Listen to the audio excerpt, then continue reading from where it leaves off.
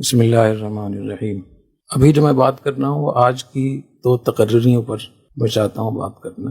آج جنرل ساحر شمشاد کو joint chief بنا دیا گیا ہے، اس کا فیصلہ ہوا ہے، اور جنرل عاصم منیر صاحب کو آرمی چیف کا فیصلہ ہوا ہے۔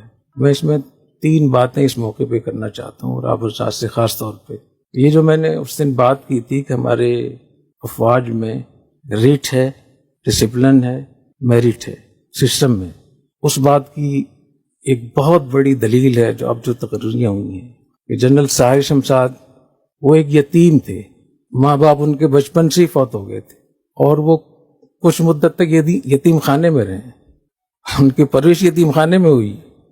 اس سے ثابت ہوا کہ یتیم بھی یہاں تک تینوں مسلح افواج کا، آرمی، نیوی، ایئر فورس، تینوں کا مسلح افواج کا سربراہ ایک یتیم ہے جو اپنی محنت کر کے وہاں تک پہنچا، اور آج اس کو 4 اسٹار جنرل بنا دیا گیا ہے۔ دوسرے جنرل عاصم منیر ہیں، یہ حافظ قرآن ہے، نہ صرف اکیلے خود حافظ قرآن ہے، ان کے والد صاحب بھی حافظ قرآن ہیں اور ان کے 2 بھائی بھی حافظ قرآن۔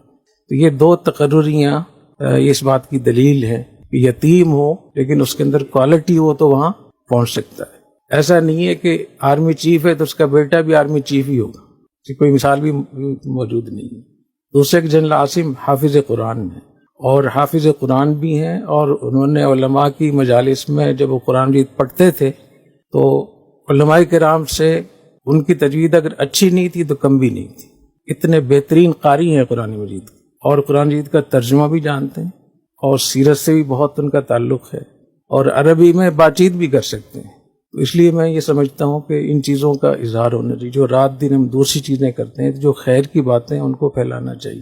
تو ایک تو یہ کہ ہمارے ملک کے لیے، ہماری افواج کے لیے، ہمارے لوگ اس کے لیے قومی سطح پہ، بین الاقوامی سطح پہ یہ 2 تقرریاں اس کے لیے دعا کرنی چاہیے کہ اللہ تعالیٰ اس کے اندر خیر رکھے، اور کوئی بھی اس میں خامی، کمزوری، فتنے کی بات ہو، اللہ تعالیٰ اس کے شر سے ہمیں ہماری حفاظت فرمائے۔ یہ جو میں نے یہ کہا نا کہ ان سے ہماری ملاقاتیں ہوئی ہیں، تو میں یہ بات کہہ رہا ہوں، سنی سنائی بات نہیں ہے۔ جنرل ساحر شمشاد صاحب اتنے خوش اخلاق ہیں، اتنے محنتی آدمی ہیں، اتنے پروفیشنل افسر ہیں کہ اگر آرمی میں چونکہ نظام نہیں ہے لوگوں کو اپنے چیزیں بتانے کا، تو یہ چیزیں ہماری سیکھنے کی چیزیں۔ ریاست مدینہ کا سب سے پہلا سبق جو حضور اکرم صلی اللہ علیہ وسلم نے ہجرت سے پہلے انصار کو بلا کر ان سے عہد لیا مینا میں، ابھی ہجرت نہیں کی تھی آپ نے، یہ جو 72 مرد گئے تھے اور 3 خواتین تھی، 75 لوگ تھے کل۔ تو حضور اکرم صلی اللہ علیہ وسلم نے بیعت عقبہ، مشہور ہے نا وادی عقبہ، وادی عقبہ اس کو اس لیے کہتے ہیں کہ وہاں بیعت لی گئی تھی، بیعت عقبہ۔ وہ بیعت کس بات پہ تھی؟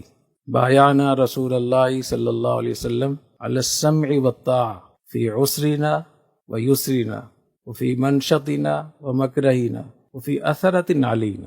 ریاست مدینہ بنانے سے پہلے آپ نے یہ عہد لے لیا تھا کہ ہم بات توجہ سے سنیں گے اور اطاعت کریں گے، اگرچہ ہمارے حالات اچھے ہوں، برے ہوں، فیصلہ ہماری مرضی کے مطابق ہو یا ہماری منشا کے خلاف ہو تو بھی ہم اطاعت کریں گے۔ وفی اثرت علینا، اور اگر ہماری حق تلفی ہو تو بھی اطاعت کریں۔ یعنی جو اثرت علینا ہے نا، اثرا اور ایثار میں فرق ہے۔ ایثار کا معنی ہوتا ہے اپنا حق دوسرے کو دینا، اثرا کا معنی ہوتا ہے دوسروں کا حق چھیننا۔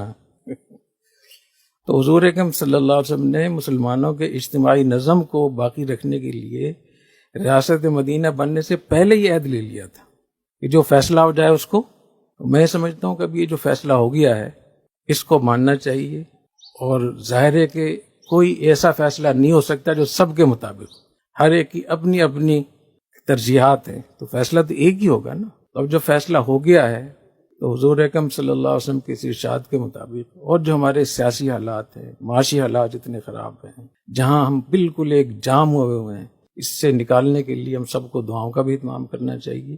اور یہ بہت اچھا موقع ہے کہ اللہ تعالیٰ نے ایک یتیم کو جوائنٹ چیف بنا دیا ہے اور ایک حافظ قرآن کو آرمی چیف بنا دیا ہے، اور چونکہ وہ قرآن کو جانتے ہیں، قرآن کا ترجمہ جانتے ہیں، سیرت کو جانتے ہیں، تو مجھے انشاءاللہ بہت امید ہے کہ وہ بہت خیال رکھیں گے۔